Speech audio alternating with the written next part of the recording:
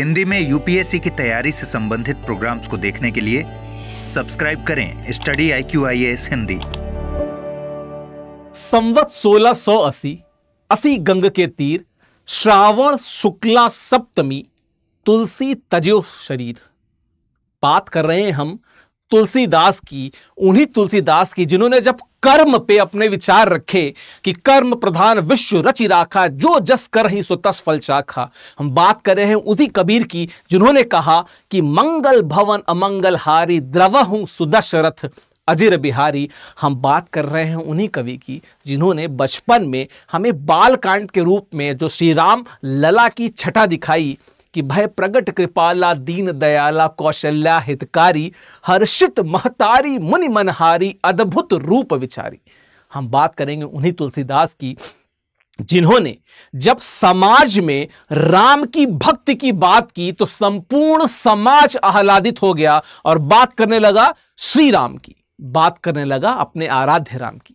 तो आज हम बात करेंगे तुलसीदास की और देखेंगे कि कैसे तुलसीदास ने संपूर्ण समाज में जो भक्ति धारा है उसको कैसे प्रवाहित किया और क्यों वे राम भक्ति धारा के और एक ओवरऑल देखा जाए तो कहीं ना कहीं भक्ति धारा के भी वे अग्रणी कवि माने जाते हैं। तो बात की जाए अगर इसकी तो स्टडी IQ में मैं आपको बताता चलूं कि 31 मई से नए बैचेस शुरू हैं, हिंदी साहित्य के नए बैच शुरू हैं, ठीक है। और अगर आप यहां पे प्रयोग करते हैं विकास लाइव कोड का प्रयोग, ठीक है, अगर आप विकास लाइव कोड का प्रयोग करते हैं तो ये मात्र 15,999 में आपको बैच मिल जाएगा।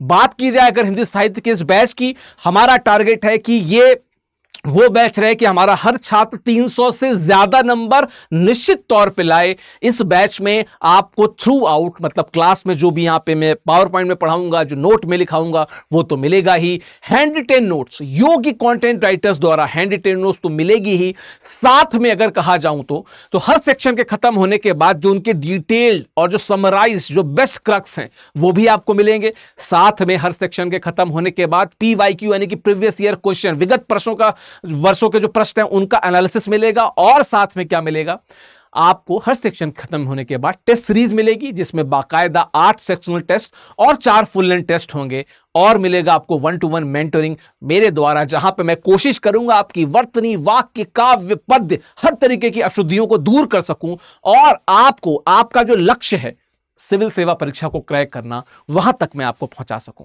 तो हेलो दोस्तों, स्वागत है आप सबका स्टडी IQIAS हिंदी पे। मेरा नाम है विकास और जैसे हम हिंदी साहित्य के विभिन्न सोपानों को कवर करते जा रहे थे, आज हम बात करेंगे तुलसीदास जी की। बात करेंगे कि उनकी साहित्य में जो भावगत विशेषताएं थी वो क्या थी और क्यों वो इतने महान रचयिता, इतने महान कवि कहे जाते हैं। बात की जाए अगर तुलसीदास की तो तुलसीदास जी, इनका यह समय लिखा है 1537 1623 ईस्वी है। 1680 57 साल घटा देंगे तो आपको 1623 मिल जाएगा। तो यहां पे इनकी मृत्यु हुई थी, ठीक है। और वाल्मीकि के बाद अपने युग के समस्त अंतर विरोधों को समेटते हुए तुलसी ने राम कथा को नई अर्थवत्ता प्रदान की। नई अर्थवत्ता पर भी बात करते हैं, इसलिए तुलसी के राम को अपने युग की विषमता से निर्मित नायक कहा जाता है। क्यों कहा जाता है? बात की जाए अगर भक्ति काल की तो जब जो दिल्ली सल्तनत थी वो मजबूत होती जा रही थी और उसके आगे मुगल सल्तनत को आना था, जिसने भारत में इस्लाम को न सिर्फ स्थापित किया बल्कि केंद्रीय सत्ता के रूप में मजबूती से सशक्तता के साथ स्थापित किया, ठीक है।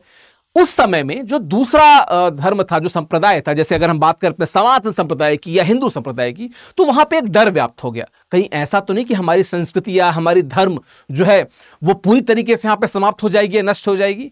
तो इन अंतर विरोधों के चलते एक धार्मिक व्याप्ति शुरू हुई जहां पे लोगों ने अपने धर्म की बात की। उसमें अग्रणी जो थे वे थे गोस्वामी तुलसीदास, जिन्होंने राम भक्ति धारा की जो परिपाटी थी उसे शुरू किया और इस स्तर पर स्थापित किया कि इनको अभी भी जो कवि श्रेष्ठ कहा जाता है। अगर आप आचार्य रामचंद्र शुक्ला के शब्दों में कहें तो इनसे श्रेष्ठ कवि कोई पैदा नहीं हुआ, न भूतो न भविष्यति। खैर, बात की जाए तुलसीदास की तो जब मैं भक्ति काल की बात कर रहा हूं तो भक्ति काल में आपको पता होगा कि भक्ति काल में हमको मुख्यतः 2 तरीके की धाराएं दिखती हैं। एक है सगुण, दूसरी है निर्गुण। सगुण में हम देखते हैं राम भक्ति धारा और दूसरी देखते हैं कृष्ण भक्ति धारा, ठीक है। निर्गुण में हम देखते हैं संत काव्य धारा और दूसरी देखते हैं सूफी काव्य धारा, ठीक है। संत वही जिसे हम ज्ञानाश्रयी कहते हैं, और निर्गुण वही जिसे प्रेमाश्रयी कहते हैं। राम भक्त धारा के अग्रणी कवि हैं आदरणीय तुलसीदास जी, जिनकी आज हम बात करने वाले हैं। और बात इसलिए भी करने वाले हैं कि वो समाज जो एक दूसरी सत्ता के आने से डरा हुआ था, वो समाज वहां पे उद्वेलित हो जाता है, अपने राम को यूं पूजने लगता है जैसे हमारे जिंदगी में एक नए भगवान आ गए हैं। देखिए, राम को जब मैंने यहां बात करता हूं ना कि अर्थवत्ता, नई अर्थवत्ता प्रदान की, जब आप वाल्मीकि में रामायण को पढ़ेंगे तो थोड़ा सा उनको अलग पाएंगे, लेकिन जब आप राम को रामचरितमानस, जो तुलसीदास कृत रामचरितमानस, उसमें जब आप पढ़ेंगे तो आपको वहां पे वो दिखेंगे मर्यादा पुरुषोत्तम श्री राम। तो भगवान की जो मर्यादा पुरुषोत्तम वाली छवि है, उसको रचने गढ़ने का जो संपूर्ण श्रेय जाता है, वो जाता है आदरणीय तुलसीदास जी को। बात की जाए उसके आगे की तो जनपद कासगंज उत्तर प्रदेश में इनका जन्म है, लेकिन कुछ लोग ऐसा भी कहते हैं कि इनका जन्म राजापुर जिला चित्रकूट में हुआ है। तो दोनों ही इसके प्रमाण मिलते हैं। बहुत क्लियर प्रमाण अगर होते तो शायद मैं यहां पे लिख दिया होता, लेकिन चित्रकूट वाली बात मैं आपको बताता हूं क्यों। मुझको पता है कि आपके दिमाग में एक वहां पे, खैर इसमें एक बात और छूट गई कि पंडित आत्माराम शुक्ला और हुलसी देवी जो थी, इनकी, आत्माराम शुक्ला इनके पिताजी थे, हुलसी जो थी इनकी माता थी। बात की जाए इसके बाद की तो देखिए, चित्रकूट में इन्होंने आसन जमाया था, और था क्या कि एक उसमें स्टोरी क्या है कि एक बार ये चित्रकूट में आसन जमा के बैठे हुए थे, ठीक है, और बहुत पहले की बात है, मतलब बहुत ज्यादा युवावस्था में ही थे, और वहां पे जाते जाते इनको ये पता लगता है कि यहां से कुछ देर पहले राम गुजरे। वो कहे मैं तो राम को तो देख नहीं पाया। तो हनुमान जी कहते हैं कि कोई नहीं, नेक्स्ट टाइम जब आएंगे, ये काल्पनिक कथाएं हैं, निश्चित तौर पे किंवदंतियां हैं, पर फिर भी चूंकि किंवदंतियां हैं प्रचलित, तो उनकी बात की जा रही है। हनुमान जी कहते हैं कि नेक्स्ट टाइम जब आएंगे तो हम आपको बताएंगे। अब अगली बार क्या होता है, अच्छा राम जी क्यों आते हैं, इनकी भक्ति से प्रभावित होकर, इनकी भक्ति क्यों शुरू होती है, उसमें थोड़ा सा बात कर लें, हम आएंगे, चित्रकूट के घाट पे आते हैं। बात की जाए तो ऐसा कहा जाता है, अगर आप निराला की बात करेंगे तो निराला ने भी तुलसीदास पे बाकायदा अपना कवित्व लिखे हैं, और जब आप उनको पढ़ेंगे तो आपको पता चलेगा कि तुलसीदास के बारे में यह चीज भी प्रचलित थी कि कहीं ना कहीं वे शादी के बाद अपनी पत्नी के प्रति बहुत ज्यादा आसक्त थे। इतना आसक्त थे कि एक बार जब वो अपने मायके चली गई तो वो नदी जो नदी थी ना, उसमें लाश को नाव समझ के नदी पार कर गए, और सांप को रस्सी समझ के उनके घर तक पहुंच गए, चढ़ गए ऊपर जाके। तो उनकी पत्नी ने जब उनको समझाया, सिखाया और बताया कि तुम इतना आसक्त हो गए, तुम जिंदगी में क्या करोगे, तब इनका दिशा चेंज हुआ, इनकी जो बुद्धि परिवर्तन हुई, और फिर ये राम भक्ति में लग गए। फिर ये चित्रकूट आए, फिर हनुमान जी ने बोला कि जब आएंगे नेक्स्ट बार तो तुमको दिखाएंगे। फिर क्या होता है, फिर यही 1716 से 7 की बात है, मौनी अमावस्या को बुधवार के दिन उनके सामने भगवान श्री राम जी पुनः प्रकट होते हैं। उन्होंने उनके बालक रूप में आके क्या कहा, श्री राम ने आके कहा कि तुलसीदास से क्या कहा कि बाबा हमें चंदन चाहिए, क्या आप हमें चंदन दे सकते हैं। तो अभी तो वो बड़े रूप में देख रहे थे, लेकिन एकदम से जब बाल रूप में आए तो ये तो पहचान नहीं पाए। लेकिन हनुमान जी वहां तोता बन के आते हैं, और वो फिर से कहीं तुलसीदास धोखा ना खा जाए तो उनका क्या कहते हैं कि दोहा कहते हैं कि चित्रकूट के घाट पे भई संतन की भीड़, चित्रकूट के घाट पे भई संतन की भीड़, तुलसीदास चंदन घिसे तिलक देत रघुवीर। तो इसका मतलब क्या कि चंदन कौन घिस रहे हैं, तुलसीदास घिस रहे हैं, और जिनको तिलक लगाने जा रहे हैं वो रघुवीर हैं, श्री राम हैं। तो ऐसा कहा जाता है, और इसीलिए चित्रकूट से इनका नाम जुड़ता है, इसीलिए चित्रकूट में इनके जन्म की बात चलती है। लेकिन जो कथानक है वो ये है, ये किंवदंतियां हैं, ये फोकलोर्स हैं, इन पे आप भरोसा करें, ये आपकी आस्था, पर हमको इनको फोकलोर कहना या किंवदंतियां कहना जरूरी हो जाता है, क्योंकि पर्याप्त जिसे कहते हैं प्रामाणिक इसके सबूत नहीं मिलते हैं राम के या हनुमान के।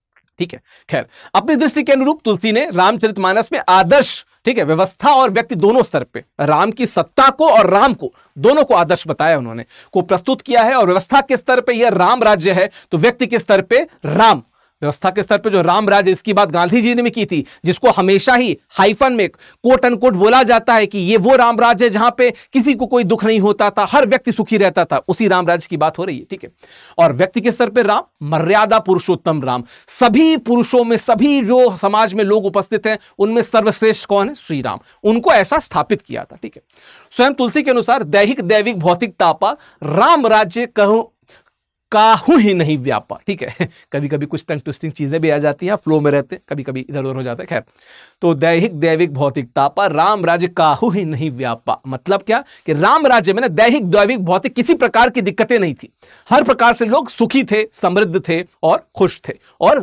निरोग थे। ठीक है, बात की जाए इसके बाद की तो रामचरितमानस के उत्तरकांड तथा कवितावली में तुलसी ने विशेष रूप से कलयुग का भी वर्णन किया हुआ है। देखो, तुलना कर रही है, कलयुग की बात करेंगे, कलयुग में क्या इश्यूज थे, रामराज में ये सब नहीं था, त्रेता युग की जब वो बात बता रहे थे तो क्या कहते हैं, कलयुग की तुलसी ने कहा के गहन मूल्यों के पतन का धोतक है, ठीक है, धोतक है, गहन यहां पे न होगा, ठीक है, गहन मूल्यों के पतन का धोतक है।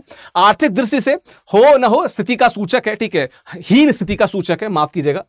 कई बार क्या होता है कि टेक्स्ट थोड़ा भी इधर उधर लुक जाता है और आप फ्लो में वही पढ़ जाते हैं, तो मैं माफी के साथ कहना चाहता हूं कि यहां पे लिखा हुआ है कि कलयुग के तुलसी के गहन मूल्यों के पतन का धोतक है और आर्थिक दृष्टि से हीन स्थिति का सूचक है। क्या कहते हैं वे? कली 12 बार अकाल पड़े बिनु अत्र दुखी सब लोग मरे। कलयुग में बार बार अकाल पड़ रहा है और लास्ट तो क्या लिखते हैं कि बिनु अत्र दुखी सब लोग मरे। लोग यहां पे तड़प के दुख से मरते जा रहे हैं। ये कैसा काल है? एक राम राज्य था तो कहीं ना कहीं राम राज्य को पहले स्थापित करते हैं, फिर बाद में जाके कलयुग की भी बात करते हैं, ठीक है। बात की जाए इसके बाद की तो भक्ति काल की प्रमुख भाषाओं अवधि व ब्रज में तथा विविध काव्य रूपों की तुलसी की रचनाओं में सुंदर अभिव्यक्ति हुई है, लेकिन अवधि को जो इन्होंने सम्मान दिया कोई नहीं दे पाया। जिस स्तर तक ये अवधि को ले गए, क्योंकि आप ध्यान रखिएगा भक्ति काल के बाद अवधि उतनी ज्यादा आपको दिखेगी नहीं, थोड़े बहुत रीति में दिखेगी, फिर धीमे धीमे बल्कि ब्रज भाषा जो सूरदास की भाषा है वो आपको बहुत लंबा तक, आपको इनफैक्ट वो द्विवेदी युग तक दिखेगी। हालांकि फिर द्विवेदी युग में एकदम से कम हो गई, फिर गायब ही हो गई, क्योंकि जब छायावाद आता है तो फिर भाषाई अनुशासन जो द्विवेदी युग का बनाया हुआ तो वो और ज्यादा प्रबल हो जाता है और खड़ी बोली आपको दिखने लगती है। तो उतने आगे तो नहीं गई, लेकिन जहां शीर्ष पे पहुंचा दिया उन्होंने मात्र रामचरितमानस के द्वारा, वो अपने आप में अकल्प है, ठीक है। खैर बात की जाए इसकी बात की तो राम के सगुण रूप की भक्ति की गई है, ठीक है, राम के सगुण रूप की भक्ति की गई है। मैंने बताया कि राम के निर्गुण रूप की बात कबीर करते हैं, सगुण रूप की बात तुलसीदास कहते हैं। क्या कहते हैं? जेहि इमि गावहि वेद बुध जाहि धरहि मुनि ध्यान सोई दशरथ सुत भगत हित कौशलपति भगवान, ठीक है। वेदों में जिनकी कथा गाथा कही जा रही है, ठीक है, जाहि धरहि मुनि ध्यान, मुनि जिनका ध्यान करते हैं वे कौन है? हमारे मर्यादा पुरुषोत्तम श्री राम हैं, जो कौशलपति हैं, दशरथ के पुत्र हैं, ठीक है, जो कौशल नरेश हैं, दशरथ के पुत्र हैं, वे कौन है? श्री राम हैं। इतने महान हैं कि वेदों में बात की जाती है, मुनि उनका ध्यान करते हैं, ठीक है। बात की जाए इसके बाद की तो मर्यादा पे बल देते हैं। फिर मैंने इसको बता दिया क्या कि दैहिक दैविक भौतिक तापा राम राज कहूं ने व्यापा, मतलब इतना स्तर अच्छा था कि हर तरीके के दुख दारिद्र वहां पे गायब थे, ठीक है। लोक मंगल की साधना होती है। क्या कहते हैं लोक मंगल के रूप में? कि परहित सरिस धर्म नहीं बाही, पर पीड़ा नहीं सम अधिमाई। परहित सरिस धर्म नहीं भाई, परहित के समान धर्म कोई नहीं है, पर पीड़ा दूसरे को दुख पहुंचाने के समान अधर्म कोई नहीं है। तुलसीदास इस बात को स्पष्ट करते हैं और वो लोक मंगल की भावना को स्थापित करते हैं, ठीक है। बात की जाए तो समन्वयात्मक दृष्टि भी दिखती है, जीवन दृष्टि भी दिखती है। क्या कहते हैं? शिव द्रोही मम दास कहावा, सो नर मोहि सपने ही नहीं भावा, ठीक है। मतलब ऐसा नहीं कि सिर्फ वैष्णव या राम की बात करते हैं, शिव की बात भी करते हैं कि शिव द्रोही मम दास कहावा, ठीक है, सो नर मोहि सपने ही नहीं भावा। जो शिव को द्रोही कहता है और इस तरह के जो व्यक्ति हैं जो अदर लोग प्रकार के जो लोगों को कहीं ना कहीं वो टारगेट पे रखते हैं, उनको मैं ना सपने में भी पसंद नहीं करता हूं। कौन कहते हैं? तुलसीदास कहते हैं। बात क्या है? जासु राज प्रिय प्रजा दुखारी, सो नृप अवस नर्क के अधिकारी। ये जब गहन राजनीति बोध की बात करते हैं, वो कहते हैं जिस राजा के काल में, ठीक है, जो प्रिय उनकी प्रजा है वो अगर दुखों से ग्रस्त रहती है तो सो नृप अवस नर्क अधिकारी। वो नृप मतलब राजा किसका अधिकारी है? नर्क, यानी कि मतलब अब नर्क का मतलब तो नर्क ही है, मैं हेल नहीं कह दूंगा, तो नर्क का अधिकारी है वो राजा जिसके काल में जो प्रजा है वो दुखारी है, वो दुख से ग्रसित है, ठीक है। बात की जाए उसके बाद की तो नारी के प्रति परंपरागत दृष्टिकोण दिखता है, लेकिन थोड़ा समन्वयात्मक भी आएगा। परंपरागत क्या है? ढोल गवार शूद्र पशु नारी, सकल ताड़ना के अधिकारी। अब इसके बहुत सारे अर्थ मिलते हैं, कई जगह जस्टिफिकेशन भी मिलता है, पर जो व्याप्ति दिखती है वहां पे उस हिसाब से वो यही कहते हैं कि चाहे वो ढोल हो, ढोल जो पीटा जाता है, गंवार व्यक्ति हो, शूद्र व्यक्ति हो या कोई नारी हो, ये ताड़ना के अधिकारी है, मतलब इनको मारा जाना चाहिए। अब किस सेंस में कहा गया? कुछ लोग कहते हैं ताड़न के अधिकारी मतलब उनको हमेशा ध्यान दिया जाना चाहिए ताकि वो आगे बढ़े। ध्यान मतलब उनमें दृष्टि बनाए रखो। अब सबके अपने तर्क हैं, सबके अपने कुतर्क हैं, सबके अपने वितर्क हैं। हमारा काम है इसके एक्सप्लेनेशन की बात करना, उनकी नारी सम्यक दृष्टि की बात करना, ठीक है। लेकिन उन्होंने नारी की प्रतनता पे भी दुख व्यक्त किया है। अब जैसे ये देखिए लिखा है ना कि कत विधि सूजी, ये सृजी होगा, सूजी नहीं होगा, ठीक है, सृजी, ठीक है। कत विधि सृजी नारी जगमाही, पराधीन सपने सुख नाही। जब पार्वती जी की विदाई हो रही थी तो जो मैना थी, उनकी माँ थी, वो कहती हैं कि क्यों आपने नारी को संसार में सृजा ही, उनका सृजन क्यों किया? क्योंकि पराधीन होने में जो सपना आता है ना उसमें भी सुख नहीं मिलता है, क्योंकि जब नारी की शादी हो जाती है तो दूसरे घर में वो क्या बन जाती है। अब तो चलिए पितृसत्ता उतनी नहीं रही, लेकिन उस समय की बात जब पितृसत्ता इस स्तर तक थी कि जब, ये तो भक्ति काल की बात है, इससे पहले अगर आप आदि काल में देखेंगे तो इसकी पिछले लेक्चर मैंने बात भी की थी कि बाकायदा अमीर खुसरो ने बात भी की है कि मुझे गाय की तरह बांध दिया, फिर खोल दिया, फिर कहीं चरा दिया, फिर कहीं बेच दिया, इस तरह की बातें भी हैं। तो निश्चित तौर पे उन्होंने बोला कि पराधीन सपने ही सुख नहीं। जब आप पराधीन होते हैं तो सपने में भी सुख नहीं मिलता है। उसी महिला की ये दास्ता कबीर तुलसीदास ही कह रहे हैं। तो जहां पर उन्होंने एक जगह इस तरह की बात की, वहीं पर उसको कहीं ना कहीं समन्वयात्मक दृष्टि भी देखने को मिलती है। ठीक है, दास व्यक्ति की बात की जाए तो अपने को दास मानते थे, और दास तरीके से देखिए, जो तुलसीदास को दास दिखेंगे, सूरदास में आपको सखा भाव दिखेगा। ठीक है, तो ऐसे अलग अलग आपको दिखते जाएंगे। कबीर की बात करेंगे तो निर्गुण भगवान की बात करते हैं, वो भी कैसे, गुणातीत।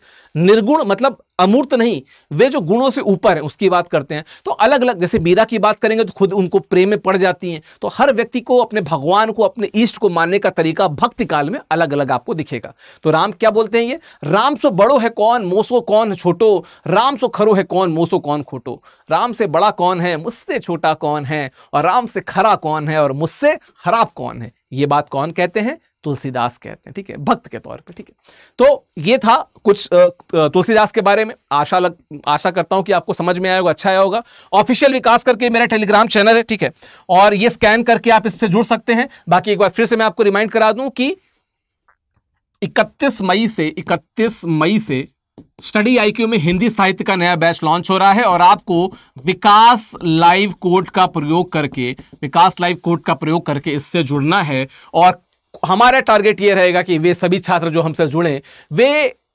मेहनत करें, और मेहनत के साथ में एटलीस्ट 300 मार्क्स तो अर्जित करें ही करें। बाकी स्टडी आईक्यू आईएएस देखने के लिए बहुत बहुत शुक्रिया। ये प्लेलिस्ट जाके जरूर देखिएगा, खंगालिएगा, जिस वीडियो को आपने नहीं देखा है उसको भी देखिएगा, और कमेंट बॉक्स में हमें बताइएगा कि वीडियो आपको कैसा लगा और किन विषयों पे, हिंदी साहित्य से जुड़े विषयों पे आप वीडियो देखना चाहते हैं।